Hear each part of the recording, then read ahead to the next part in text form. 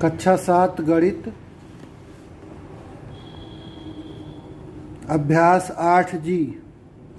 ये सर्व समीकरण एक ब्रैकेट में a+b इंटू दूसरे ब्रैकेट में a-b बराबर a² b² के उपयोग पर आधारित है। पहला सवाल है सर्व समीकरण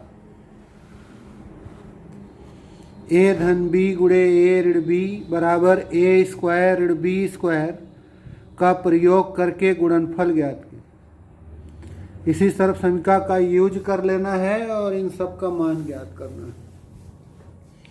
जैसे पहला है 5 धन x गुणे 5 ऋण x।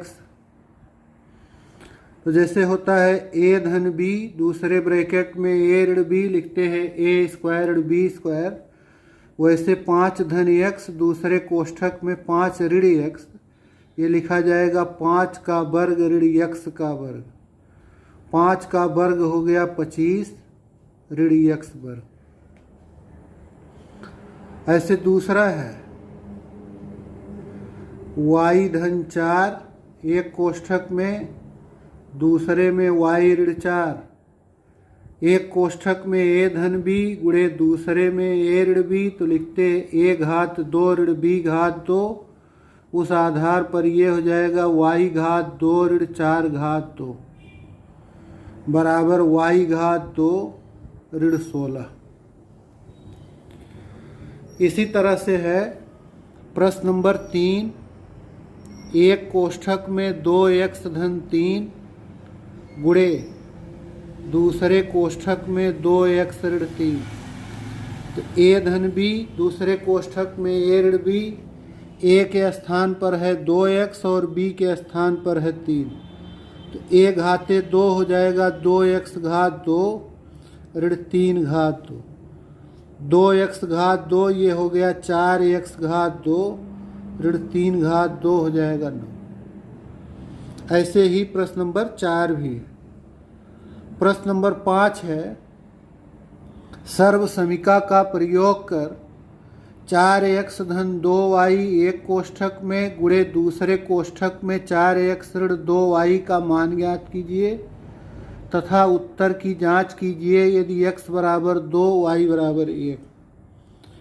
तो 4x धन 2y एक कोष्ठक में, दूसरे में 4x ऋण 2y, a धन b दूसरे कोष्ठक में a ऋण b, a के स्थान पर है 4x, b के स्थान पर 2 है।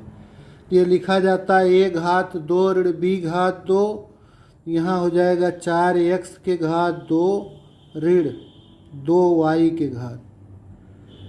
4x घात 2 ये हो गया 16x घात 2, 2y के घात 2 हो जाएगा 4y के घात।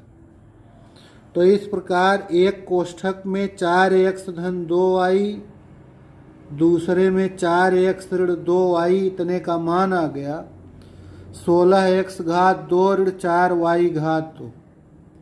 इसमें जांच करना है x बराबर 2 y बराबर 1 रखकर। यदि x बराबर 2 y बराबर 1 तो बायां पक्ष देख लें कितना आया। बायां पक्ष में है 4x धन 2y, तो 4 गुणे x की जगह पर 2 धन 2y की जगह 1, और दूसरे कोष्ठक में फिर 4x माने 4 गुणे 2 ऋण 2y, तो 2 गुणे 1। तो ये हो गया 4 दूना 8 धन 2 एकन्यम 2, यहाँ हो गया 8 ऋण 2। 8 2 10, 8 में से 2 घटा दे 6, बाएं पक्ष का मान आ गया 60।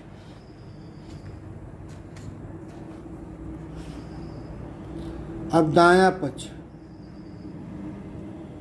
x बराबर 2 y बराबर 1 रखने पर बायां दायां पक्ष मान बराबर आ जाए तो वही जांच हो गई, उत्तर की जांच।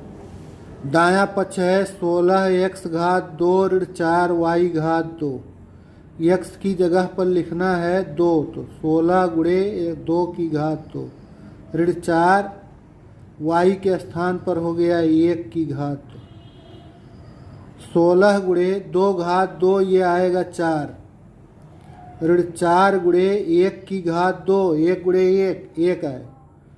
16 चौका 64 ऋण 4 एकन्नी 4, 64 में से 4 घटा दे तो 60 आए। तो इस प्रकार बायां पक्ष और दायां पक्ष का मान सही है, बराबर है। तो यही उत्तर की जांच हो गई, बायां पक्ष बराबर दायां पक्ष।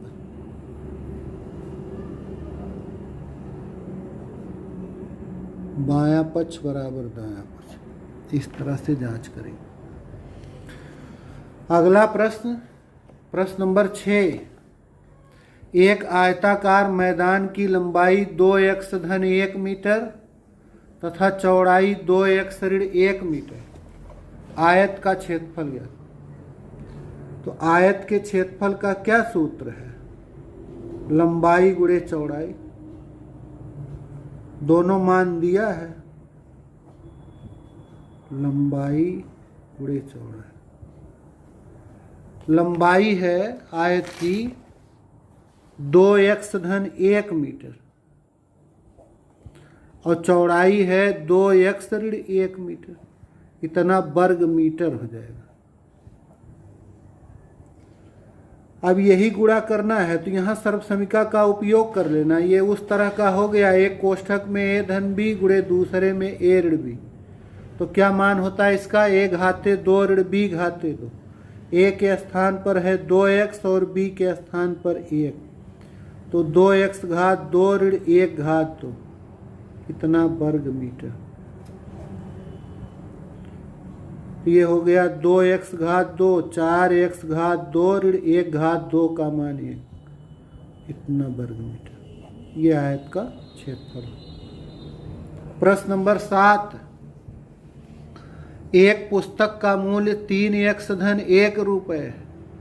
इसी प्रकार की 3x ऋण 1 पुस्तकों का मूल्य ज्ञात कीजिए। तो एक पुस्तक का मूल्य 3x धन 1 और 3x ऋण 1 पुस्तकों का मूल्य ज्ञात करना।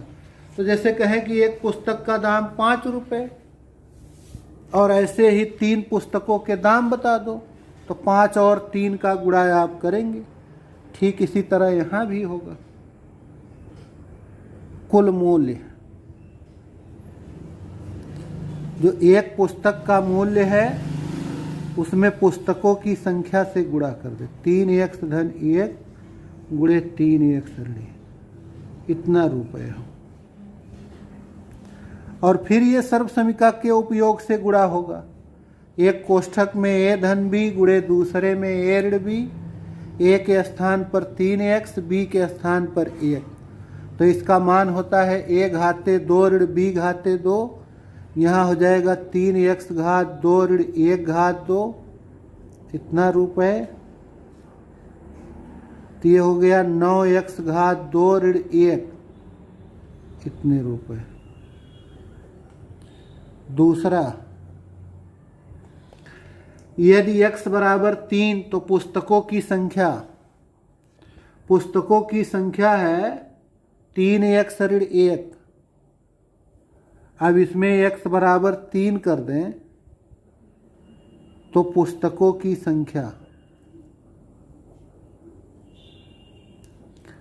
3x के जगह पर 3 ऋण 1, 9 ऋण 1 बराबर 8। तीसरा भाग है यदि x बराबर 4 तो पुस्तक खरीदने में कुल कितने रुपए लगे।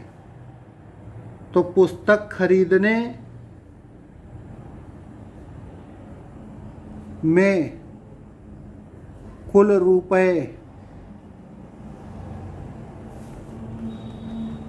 तो 9x घात 2 ऋण 1 लगा है, इतना रुपया लगा है, निकाला गया है अभी। अब अगर x बराबर 4 कर दें, x बराबर 4 तो कुल रुपए 9 गुणे x की जगह 4 घात 2 ऋण 1 16 हो जाएगा। ये 4 का वर्ग गुणे 9, 16 9 144 ऋण 1 143 रुपये। इस तरह। प्रश्न नंबर 8 8 9 10 सर्वसमीका के प्रयोग से निम्नलिखित के मान ज्ञात करें। लिखा है 153 घात 2 ऋण 147 घात 2।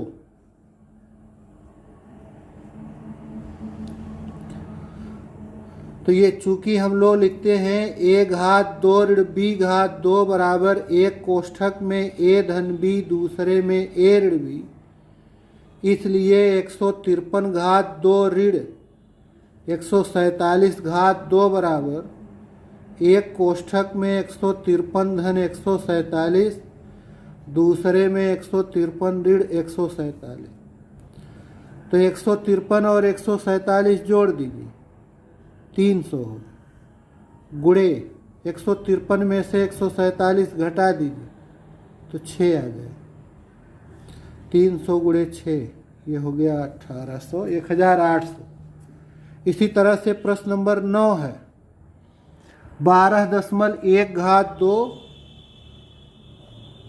ऋण 7.9 घात 2। तो a घात 2 ऋण b घात 2 बराबर एक कोष्ठक में a धन b दूसरे में a ऋण b। इस आधार पर यह हो गया एक कोष्ठक में 12.1 धन 7.9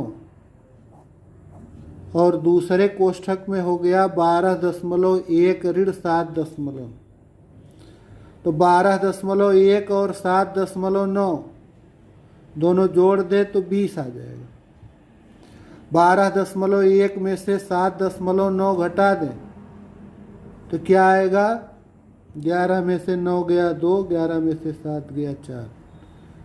अब 20 गुणे 4.2 84 आ जाए। और ठीक इसी तरह से प्रश्न नंबर 10 भी है, उसको आप कर लीजिए।